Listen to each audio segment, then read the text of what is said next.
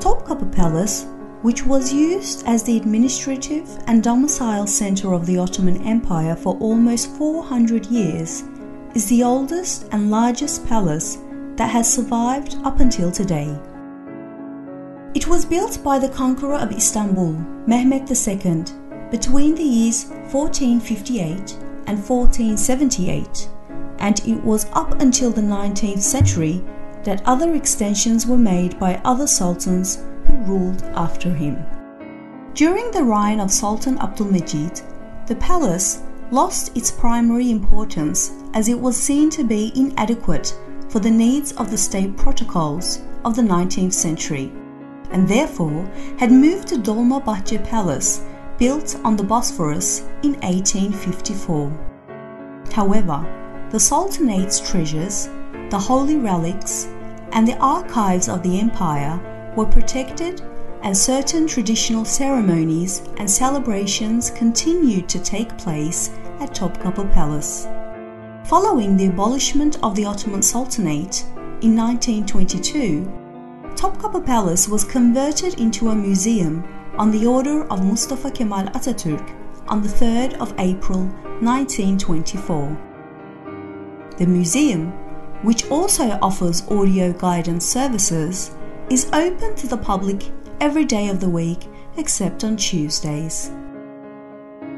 Entrance is located through the main gates called Baba Humayun, which is located on the side facing Hagia Sophia.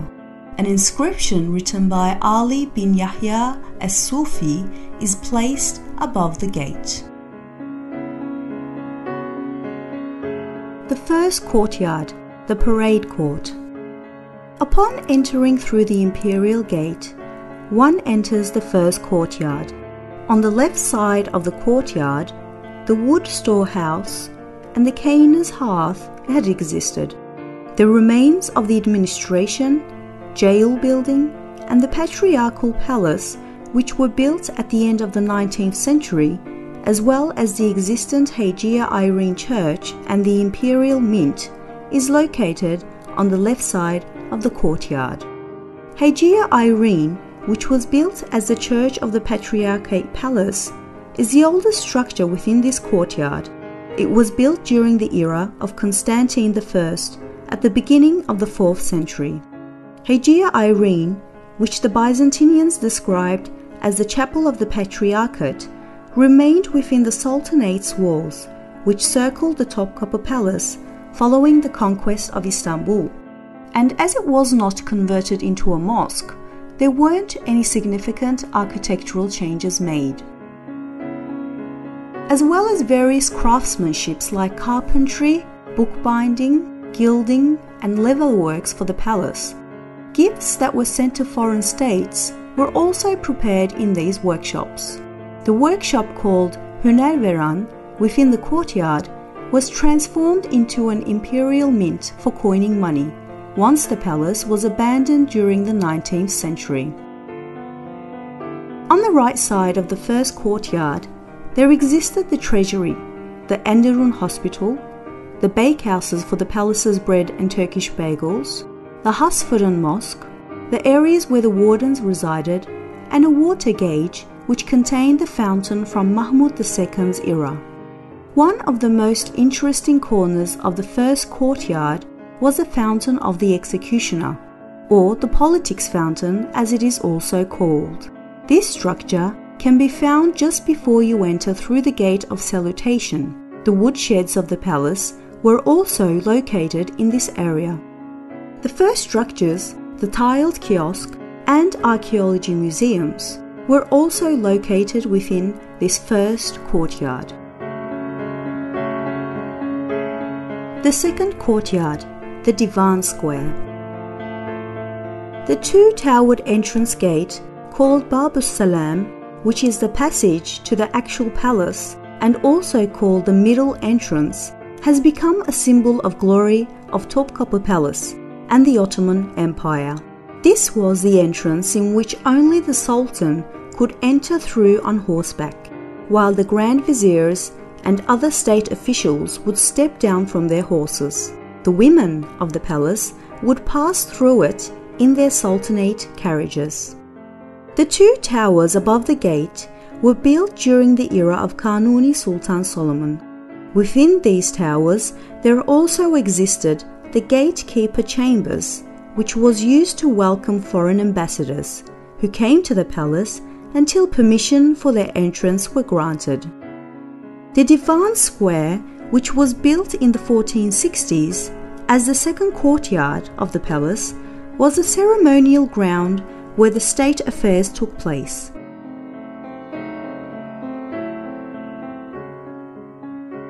On the right side of this courtyard were the enthronement ceremony called Julus, as well as celebration events, ambassador receptions, and the ceremony of paying the janissaries every 3 months took place, is where the palace kitchens are located behind the porches. One of the most valuable collections of Topkapı Palace Museum are the Chinese porcelains, which are exhibited together with the Japanese porcelains in Matbah-ı Amire, in other words, the kitchen. The copper and bronze artifacts are exhibited within the Helvahane section of the kitchen. In the Istanbul glass and porcelain section of the Sherbethane and Helvahane, there are almost 2,000 pieces of artifacts. The Ottoman and European silverware, which have been exhibited in the kitchen section, as well as the European porcelain and glassware, are not currently on exhibition. The Kubbe-Altı, which is the only tower of the palace located on the left side of the Divan Court, where the Imperial Council meetings were held, is the Justice Tower, which symbolizes the location where justice is represented.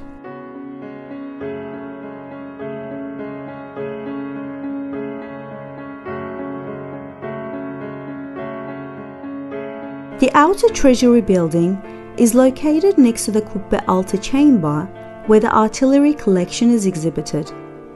The artillery collection of the Topkapı Palace Museum, which consists of 52,000 pieces of arms belonging to the Arab, Emevi, Mamluk, Iran, Turkish, Crimean Tatar, Indian, European, and Japanese cultures, is one of the forthcoming collections in the world, with its pieces representing a period of 1300 years.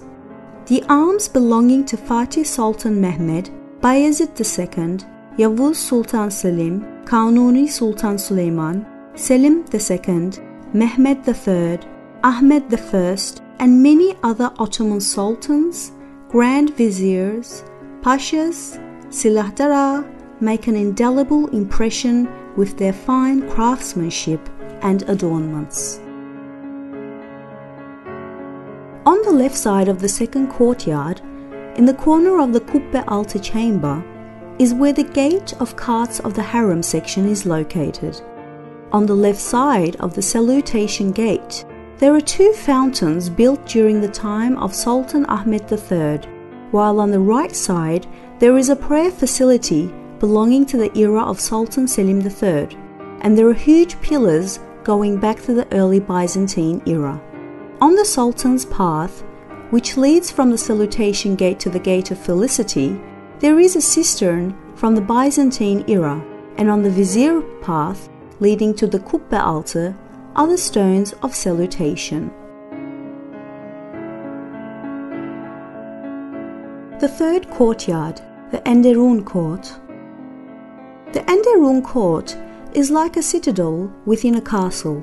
When the doors of the court, which are surrounded by stone structures, are closed, it is impossible to enter into this area.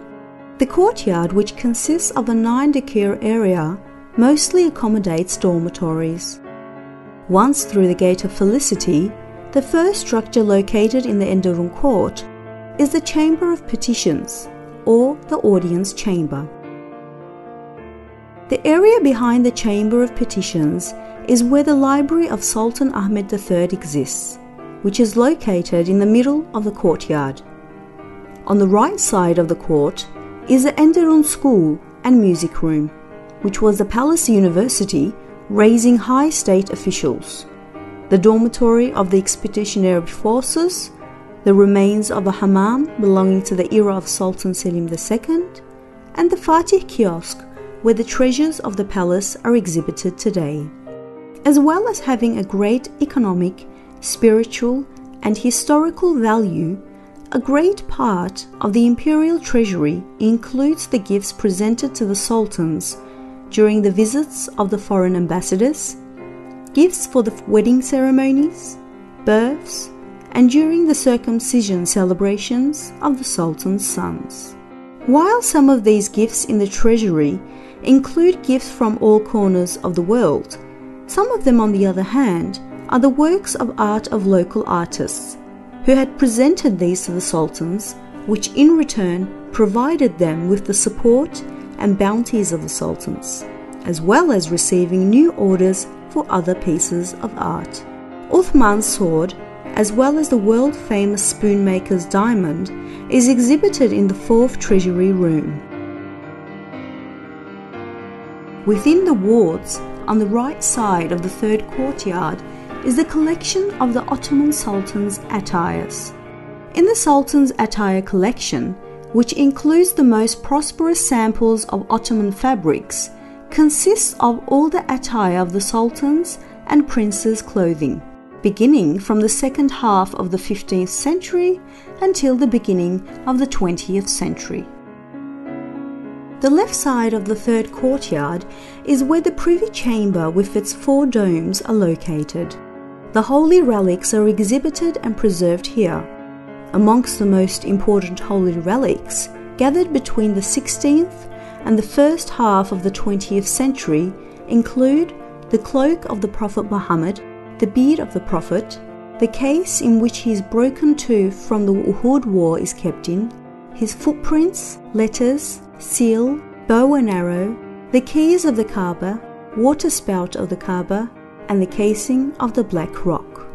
Amongst the trusts of the other prophets and the followers are Prophet Abraham's cooker, Prophet Moses' walking stick, Prophet David's sword, Prophet Joseph's frock, swords belonging to the companions of the Prophet Muhammad, and a shirt, cloak, prayer mat, and chest belonging to Fatima, the daughter of the Prophet Muhammad. Next to the cloak of the Prophet is where the dormitory of the Royal Pages Wing is located. This area exhibits the imperial portraits of the sultans. This collection, which is very valuable in terms of the sultans' portraits, presents the gravures, oil paintings, watercolor paintings, and other paintings on tusks of 36 sultans who have ruled the Ottoman Empire since its establishment in 1299. The 4th courtyard, the imperial sofa. The area in which the expansive porch of the hall of the privy chamber, with its double-lined columns, is the porch known as the imperial sofa or marble sofa. This area, which consists of a flower garden and a marble pool terrace, is one of the most dearest locations of Topkapı Palace. The circumcision room, Iftar kiosk, Revan kiosk, and Baghdad kiosk are also located in the marble sofa. Entrance to the imperial sofa is through a 3-meter-long stairway from the marble sofa. This area, which accommodates the sofa kiosk and the chief physician tower, is also the flower garden. The Mecidiye kiosk, garment room, and the sofa mosque are also located on the final terrace facing the Marmara Sea.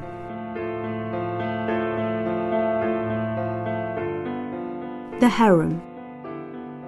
The harem, which forms one of the most important areas of Topkapı Palace and where the sultans had resided with their families, is a very crucial complex in terms of historical architecture, as it has reflected the attributes of different architectural styles belonging to the 16th century until the beginning of the 19th century.